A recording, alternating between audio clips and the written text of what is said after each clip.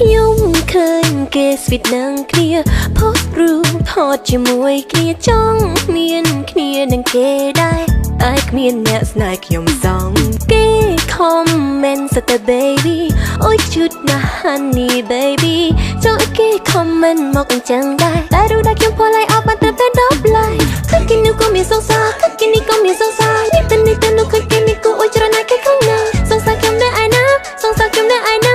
ប្រាប់បានទេចង់បានឲ្យច្រើនពេកទេត្រឹមសង្ហាស្អាតជាងគេស្រីខ្ញុំឲ្យច្រើនមានតែខ្ញុំមួយមិនខ្វល់នឹងគេអូអូអូអូអូអូអូអូអូ